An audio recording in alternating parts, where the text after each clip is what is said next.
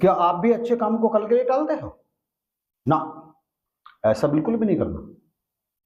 अच्छे काम को आज ही कर लेना चाहिए और बुरे काम के लिए टाइम को टालते रहना चाहिए। कल, परसों, तरसों, इस तरह से उसे बढ़ाते रहना चाहिए। लेकिन अच्छे काम को अभी करना चाहिए, क्योंकि कल तो कभी लौट करके आता ही नहीं है। कल लौट करके नहीं आता। इसलिए अच्छे काम को अभी जो कर लेते हैं, वास्तव में वो ही जीवन में सफलता की सीढ़ियों को चढ़ते हैं और उन्हें ही अपने जीवन में मनवांछित फल प्राप्त होता है जो वो चाहते हैं। इसलिए कबीर साहब ने कहा, काल करे सो आज कर, आज करे सो अब, पल में परले होएगी, बहुरी करोगे कब। और अगर आप अच्छे काम को भी कल के लिए टाल देते हो तो इस बात की तो कोई गारंटी नहीं है ना कि कल लौट कर आएगा भी, या कल आप या हम जीवित रहेंगे भी या नहीं रहेंगे। अगर अच्छे काम को कल के लिए टाल दिया और खुदा ना खास्ता मौत बीच में आए, क्योंकि क्या भरोसा है जिंदगानी का, आदमी बुलबुला है पानी का।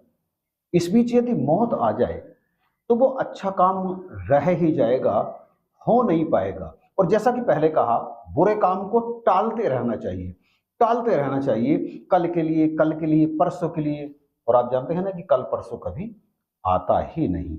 इसलिए अच्छे काम सदा समय पर कर लेने चाहिए, आज और अभी कर लेने चाहिए, और बुरे काम के लिए समय को टालते रहना चाहिए। और अगली बात मैं ये कहूं कि जो व्यक्ति काम को कल के लिए टालते हैं अच्छे काम के लिए, इसका अर्थ सीधा सीधा यह है कि वे काम को कल के लिए टाल नहीं रहे हैं, बल्कि वे काम करना ही नहीं चाहते।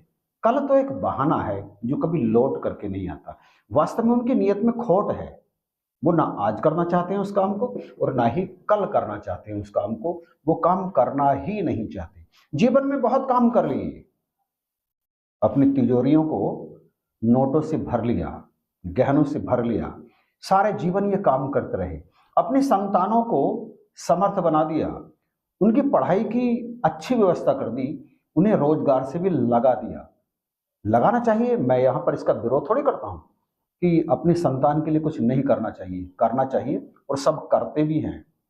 लेकिन सवाल यह है कि वो जो तिजोरियां भर ली नोटों से और संतानों को समर्थ बना दिया, वो तो अच्छा काम कर लिया, परंतु अपने लिए किया क्या?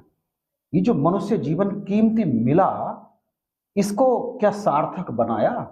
इसको तो सार्थक तभी बनाया जा सकता है जब अपने लिए कुछ करते हैं। और अपने लिए क्या करते हैं ये भी जानना बहुत जरूरी है।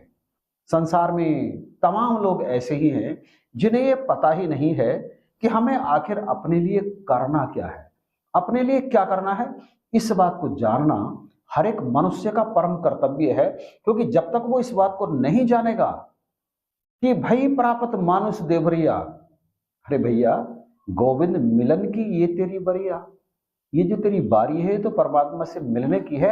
अबरी काज तेरे किते ना काम, वो जो दुनिया के दूसरे काम तुम करते हो, संतान को पालना, धन दौलत इकट्ठी करना, बंगला गाड़ी खरीदना, बनाना, बड़ी बड़ी बिल्डिंगें बना लेना, रहने के लिए महल बना लेना, नौकर चाकर, वो सब के सब तेरे काम आने वाले है ही नहीं। इसलिए मिल साध संगत, भज केवल नाम, परमात्मा का नाम भज, नाम भजने में ही तेरा भला है। और नाम कब भजा जाएगा?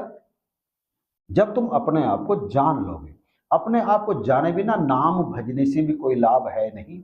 ये जो दुनिया भर के जंजाल इकट्ठे कर लिए हैं, इन्हें तो छोड़ करके यहां से चले जाना है। ऊंचा महल, सुंदर नारी, सतनाम बिना बाजी हारी। कहे कबीर अंत की बारी, हाथ झाड़ जैसे चला जुआरी। क्या जुआरी की तरह हाथ झाड़ करके इस संसार से जाना है? सफलता की सीढ़ियां चढ़ने से कोई भी रोक नहीं रहा है और ना ही रोक सकता है। यदि आपके अंदर लगन है, यदि आपके अंदर दृढ़ प्रतिज्ञा ने जन्म ले लिया है कि मुझे वो काम करना ही है, तो आप उस काम को करोगे। लेकिन जो वास्तविक काम है, क्या उसे भी करने के बारे में सोचा? उसी के लिए कबीर साहब ने कहा कि कल करे सो आज करिए। इसीलिए कहा है कि भैया परमात्मा की खोज तुझे कल करनी है, परमात्मा से मिलन तुझे कल करना है, तो आज ही कर ले। क्योंकि पल में प्रलय होएगी, बहुरी करोगे कब? जब पल में प्रलय हो जाएगी और आपका ये शरीर रहेगा ही नहीं, तो फिर कब करोगे? क्योंकि शरीर के रहते ही वो काम भी किया जा सकता है और शरीर के रहते हुए ही जीवन के सारे काम किए जा सकते हैं। शरीर के बिना तो कुछ किया ही नहीं जा सकता। बिल्कुल शरीर ही है जिसके माध्यम से सारे काम संभव होते हैं। अब एक और बात बड़ी सोचने वाली है कि मनुष्य का स्वभाव बुरे कर्म को तुरंत पकड़ लेता है और वो बुरे काम को तुरंत कर ही लेता है।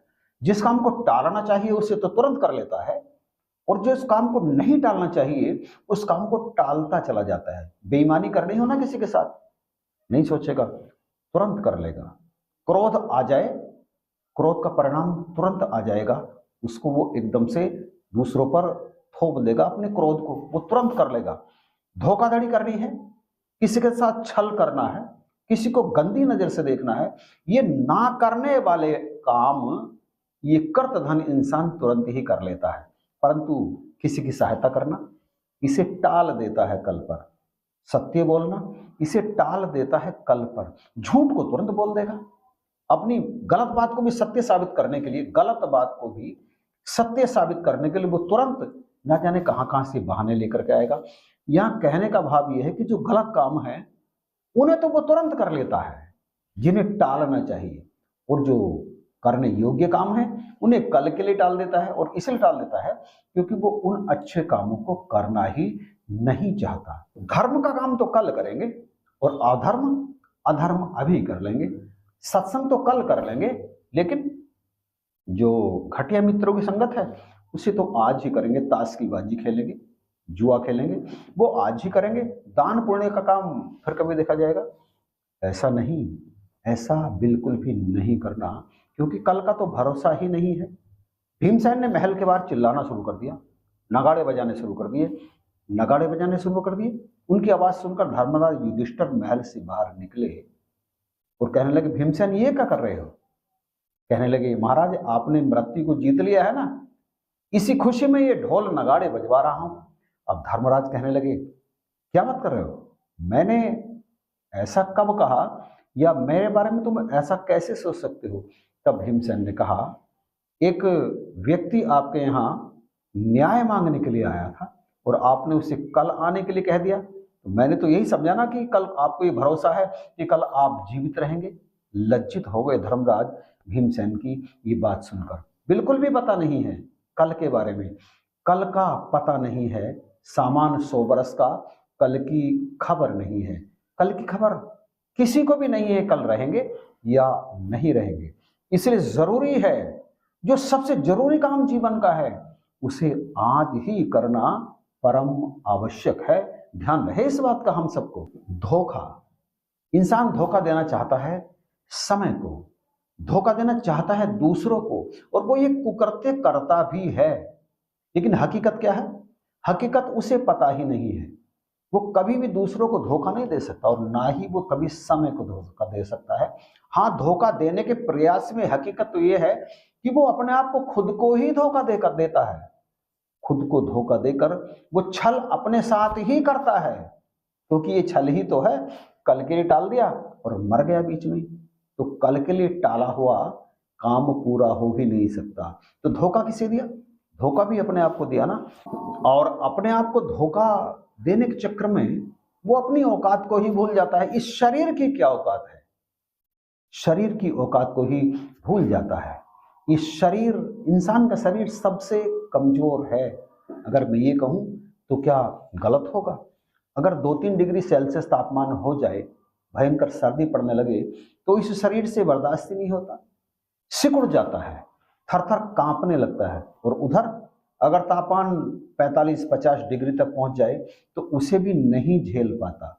इतनी कुवत, इतनी सामर्थ्य है इस शरीर की, फिर भी अपने आप को लोहो समझता है, अपने आप को फौलाद समझता है। जरा सी बीमारी इससे नहीं झेली जाती और कोशिश करता है बड़े बड़े काम करने की, बड़े बड़े ऐलान करने की कोशिश करता है। कुछ नहीं कर सकता, बस अपने आप को झूठे अभिमान में फंसा करके रखता है। अभिमान के इस घोड़े से उतरकर जब इंसान अपनी औकात पहचान कर किसी पूर्ण सच्चे सद्गुरु की शरण में जाकर प्रश्न करता है, मुझे जानना है कि मैं कौन हूं, मुझे अपने आप को पहचानना है। और फिर जब सतगुरु की कृपा से वो ऐसा कर पाता है, परमात्मा के दर्शन के लिए प्रयत्न करता है और साथ साथ अपने घर गृहस्थी को भी चलाता है, तब मोल पड़ता है उसके इस शरीर का। इसके बिना उसके इस शरीर का मोल पड़ता ही नहीं।